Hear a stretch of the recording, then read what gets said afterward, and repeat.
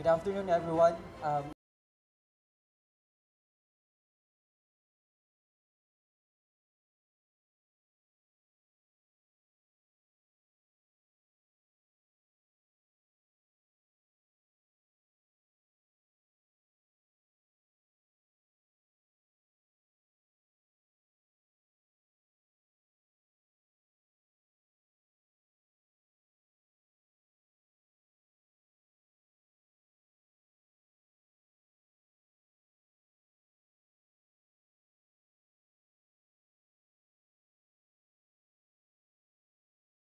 At doon na magtrabaho, magnegosyo. Pero ang pinakamalaking balakid is ang kakulangan sa sapat na kita o oportunidad sa Pilipinas.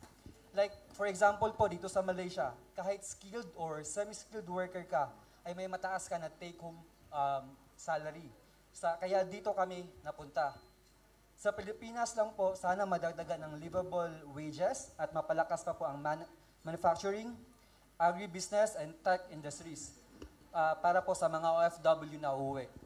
Sana po makakreate kayo ng balik OFW hub with good salary standards para po sa mga returning OFW.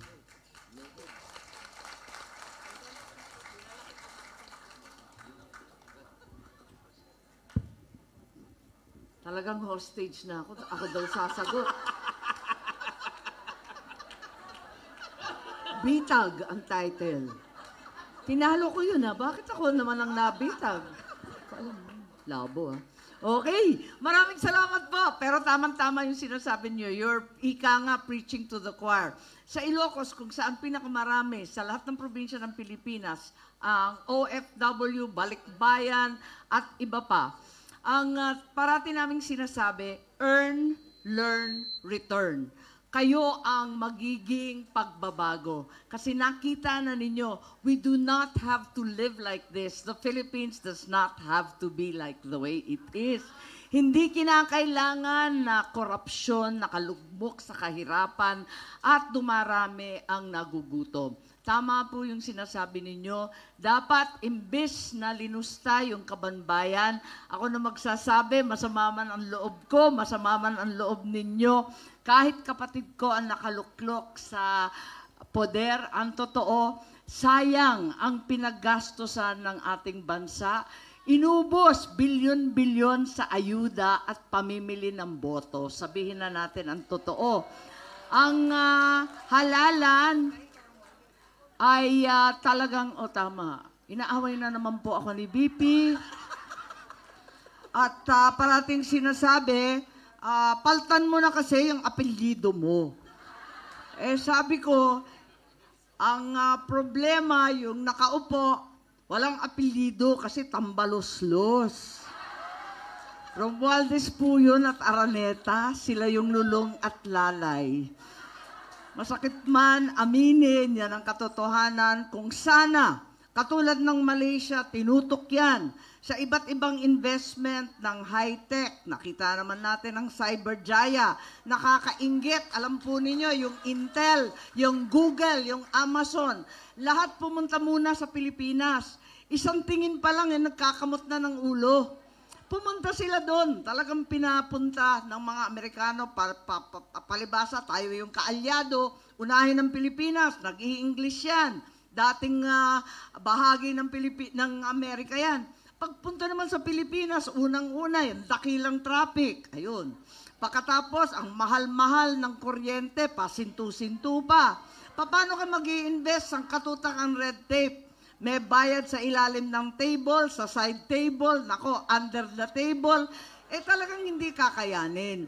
At nagsitakbuhan dito sa Malaysia, nagsipunta sa Vietnam, nagsipunta sa Thailand. Sana pagkakataon na ito na nag-alisan sa China, sana pumunta sa Pilipinas. Ngunit eto nga ang katotohanan. Baguhin po natin, kayo ang magiging binhi ng pagbabago. Nakakita kayo ng mas magandang paraan.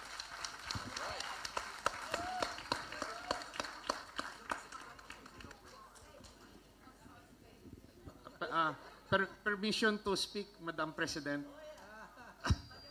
Madam President. nung kampanya, I don't know kung narinig nyo, isa sa rason kung bakit tumakbo si Attorney Hinlo at pinatakbo ni Tatay Digong, yung dala kong National Economic Development Program napakaganda. Kailangan ng Pilipinas maging isang industrialized country. Kailangan natin maging manufacturing country. At paano natin maingganyo ang mga negosyante? Let us amend the procurement law to favor Philippine-made products. Na sa ngayon kasi, yung pinakamababang presyo, yan yung bibili ng gobyerno. Pero kung maamyendahan yung batas ng procurement, kung saan kahit mas mahal by 10% or even more, kung Philippine-made, bibilhin ang gawa ng Pilipino.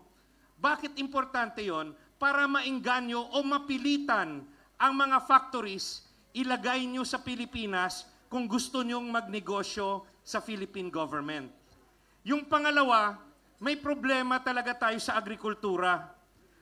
Ang tradisyonal na remedy ng ating gobyerno sa ngayon at nung mga nakaraan, land reform. Sabi nila ang land reform ang magic pill. Pero anong nangyari sa land reform? Nung binigay natin sa maliliit na magsasaka, 1 hektarya, hindi naman nila trinabaho. Binenta nila o binili sa kanila. Kasi yung 1 hektarya, hindi sila nabubuhay doon. Wala silang kapital. So, paikot-ikot lang yung sikulo ng kahirapan. Ano ang solusyon? Dapat yung gobyerno sumali sa negosyong pang-agrikultura, yung tinatawag nating state-managed farming. It doesn't have to be na kukunin natin yung lupa. Kung pribado yan, mag-o-offer yung gobyerno, rerentahan namin. Kayo pa rin magmamay-ari at kayo, yung may-ari, yung prioridad na magtrabaho sa sariling yung lupa. Pero yung gobyerno na magmamanage, yung produkto owned by government na at malalaking ektarya na ang kukontrolin ng gobyerno voluntarily, hindi na yung agrarian reform na kukunin yung lupa. Marami sanang magandang plano ang isang Senator Hinlo, pero hindi pa nating panahon.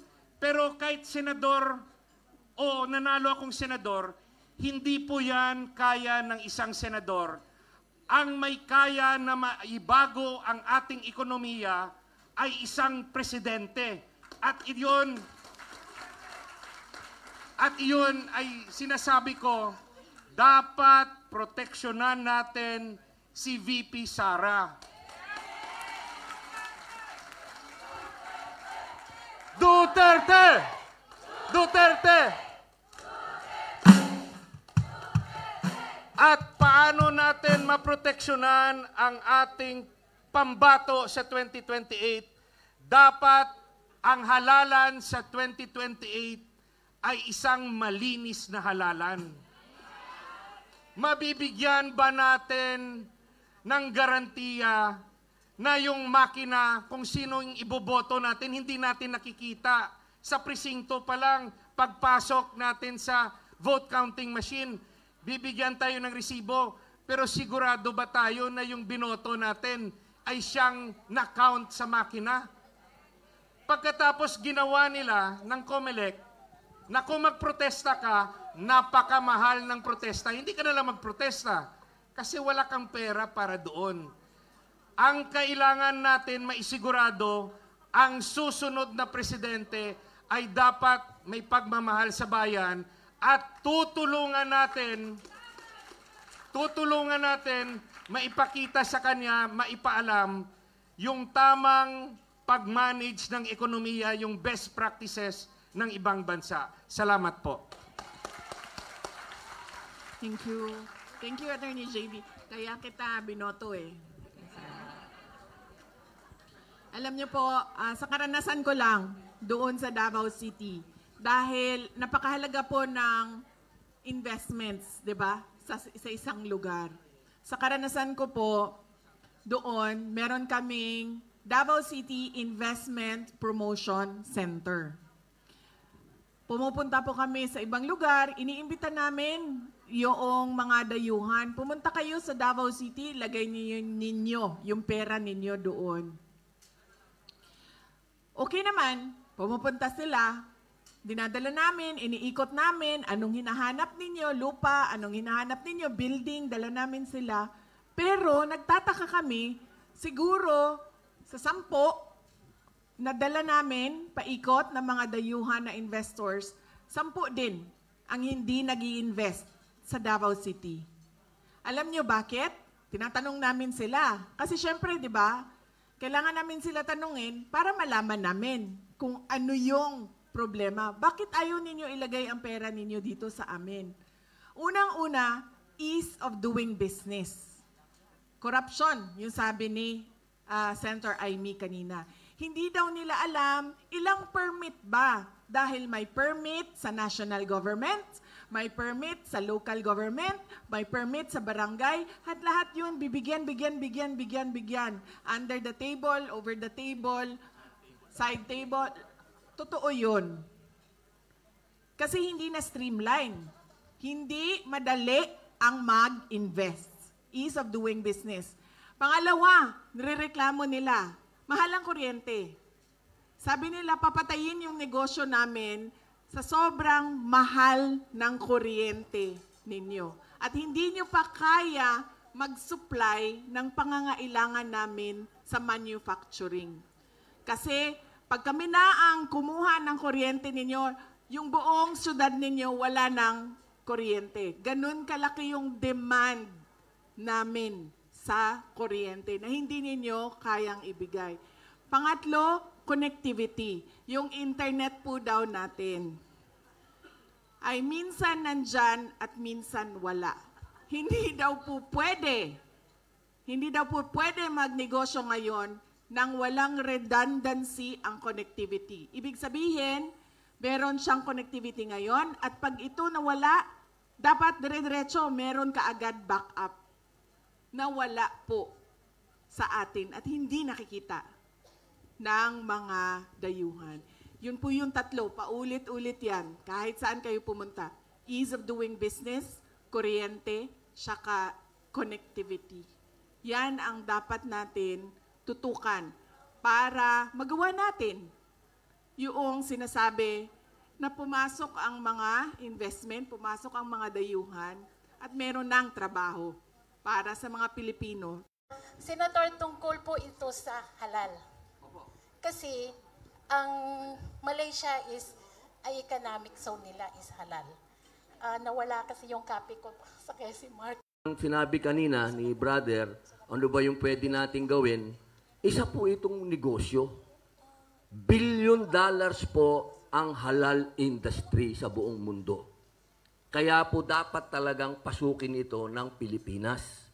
At katunayan po, ilang beses na po natin itong hiniring sa Senado. Dahil po sa Pilipinas, 12 po ang nagse-certify ng halal. Kaya ang gulo-gulo. Kaya po gagawin natin ngayon, isa na lang. Kaya po ako nagpunta ng Brunei para tingnan po doon kung paano nila ginawa na isa lang ang nagse-certify ng halal. Sister, pinapangako ko po sa inyo na hindi mapapako. Kaya po tayo umiikot sa iba't ibang Muslim country para makahingi po tayo ng mga idea kung paano natin ito maisasagawa sa bayan natin. Pero uumpisahan muna po natin sa BARM. Kasi kailangan po makita muna ng mga kababayan natin na hindi Muslim, na tayong Muslim ay sumusunod sa pagiging halal. Kaya po, tandaan po ninyo, napakaganda po nito dahil ito ay $1 billion negosyo. Ito po ay mapakaganda para sa Pilipinas dahil ang Pilipinas po, kung titingnan niyo po sa kasaysayan, total kasama po yan dito sa ating KKK, ang Pilipinas po, bago dumating ang Kristyanismo, nauna ang mga Muslim. Kaya po, napakalaking bagay kung dito sa Southeast Asia, maimbitahan natin sila sa Pilipinas bilang mga turista at doon sa Pilipinas, may halal goods and restaurants and hotels. Yun lamang po. Maraming salamat. Mabuhay po.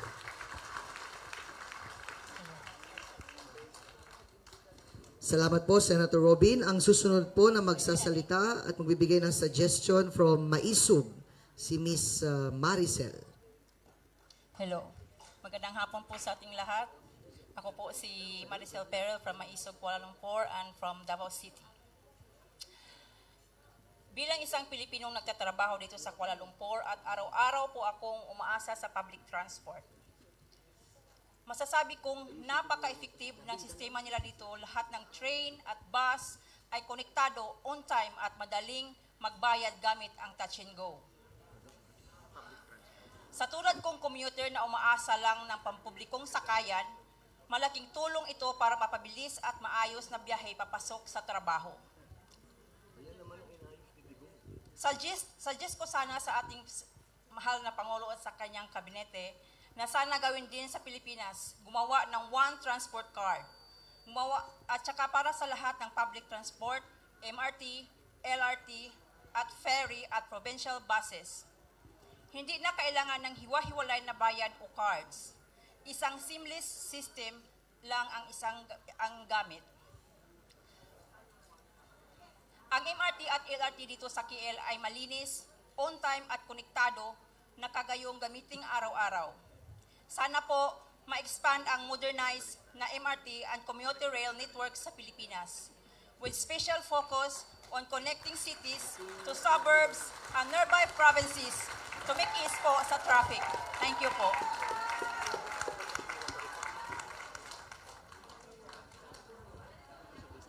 Wala naman yatang tanong. 'Di ba? Suggestion yan, no? Walang tanong, ano? Lahat po kami ay sang-ayon po sa sinabi ninyo. Pero para ho meron akong maiksing maiambag sa inyo, ito ho, wala sanang mag-misinterpret. Ang kailangan po kasi talaga ng Pilipinas ay revolusyon, pero peaceful. Kasi po, hanggat hindi po talaga nababago yung uri ng ating pamahalaan, kahit ano pong best practices ang kunin natin, hindi naman natin ma-implement. Alam niyo po, kung basahin niyo po yung Why Nations Fail, napakagandang libro niyan. Napakagandang libro. Lahat po ng demokrasya, one common factor, lahat ng effective democracy, may effective trains. Nakalagay po yan sa Why Nations Fail, ha? Kasi po, ang unang-una lagi is connectivity. Diba? Dapat po talaga magkaduktong-duktong. Si Senator Robin Padilla, ang diniin kanina, pagkakaisa. Paano tayo magkakaisa kung hiwa-hiwalay tayo, kapuluan tayo? Diba talagang ganon? Pinag-usapan namin ni Senator Amy, RA 9184, the procurement law. Galing po ako sa PAGCOR. Bibili ka lang ng computer, 2 taon po. 2 taon. Bakit po? Kasi bago mo mabili, yung alam mo naman pangangailangan, nagbibidding, naglalaban-laban, may corruption, after 2 years makukuha nyo yung pinakapangit, pinakamura. Nangyayari din po yan sa mga tren. Isa pa, bakit po umunlad tayo ng konti sa panahon ni Rodrigo Duterte? Bakit po? Political will.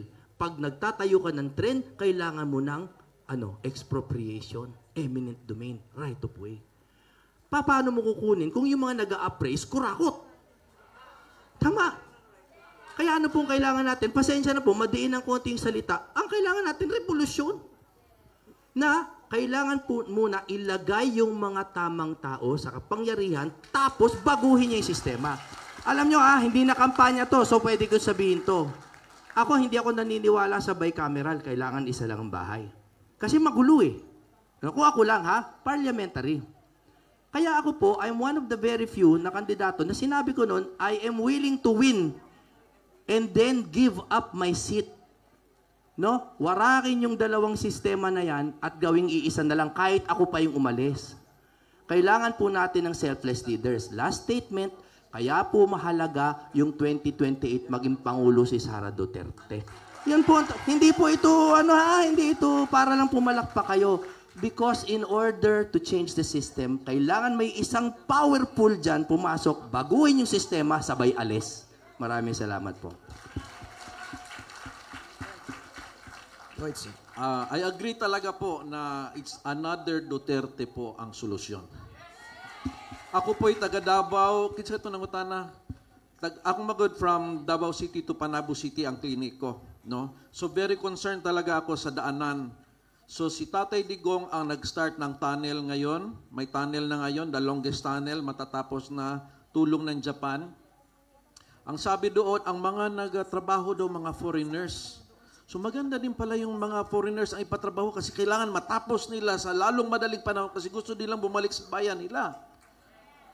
at saka mas may quality kasi sanay na din sila. And soon, matututo na din tayo sa technique ng tunneling, etc. I was always observing the Mindanao Railway Transit kasi apektado ako niyan. Gusto ko sana mag-train na lang papuntang clinic. Naka-drawing na po, tsaka may binili na pong ng mga lupa nung nandun si Tatay Digong. Anong nangyari sa Mindanao Railway Transit? Yun na yung dream mo. Nakasulat na hanggang Cotabato. Wala ng pondo daw. Kasi si Tatay Digong, hindi siya takot kung ayaw ng mga congressman sa kanya. Ito ngayon, hindi nagawa ng railway transit kasi kailangan bigyan sila para may pang-ayuda. So, kailangan ng another Duterte po na presidente po.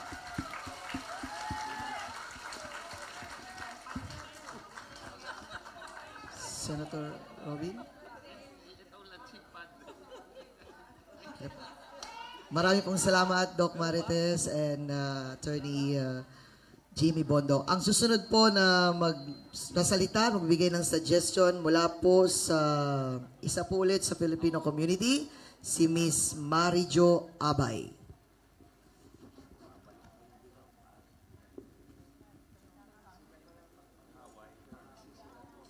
Hello, Assalamualaikum warahmatullahi wabarakatuh. Taga Mindanao din po, Ma'am Inday Zara. Isa sa pinakamahalaga, suggestion lang po ito ha, isa sa pinakamahalagang serbisyo ng gobyerno, lalo na po para sa mga OFW, ay ang passport processing system po.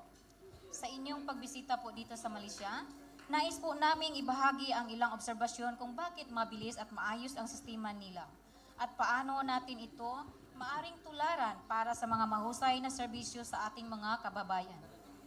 Sa Malaysia, maraming passport application ang natatapos within the same days or working a few days only. Dapat po sana may clear appointment system, functional website at minimal red tape. Sana po pwedeng i-strengthen natin ang ating DFE, ang Digital System Appointment Reliability. And real-time status update para sa iwas pila po at iwas pabalik-balik po. Ayun lang po. Salamat. Ay, maraming salamat. Tinuro na naman ako ni VP Sara. Pagkat ako chairman ng Foreign Relations at ako yung author ng bagong Passport Act na dapat sana kung talagang i-implementar ng tama, talagang maibibigay ang ating mga passport ng lalong madaling panahon na hindi na kailangan pumunta sa konsulado kapag nagre-renew. Yun ang ayon sa batas.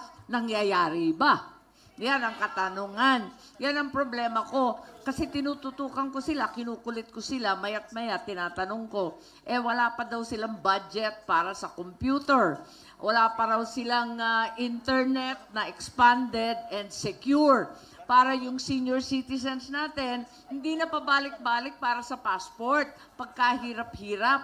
Ganon din yung mga kabataan na nagbabiyahe na walang magulang. Sakop lahat yan ng ating New Passport Act. Kaya kung tutuusin, andyan ang batas. Ang problema, sino ang tumutupad ng batas? Yan ang kailangan nating tutukan. Senator Robin. Pwede lang po dagdagan lang, konti lang po. Opo, malinawan sister. Assalamualaikum. Sister, where are you? You're over there. Okay. Ganito kasi yan, sister. Ang trabaho po ng, natinig naman po, ng Senado, gumawa po ng batas.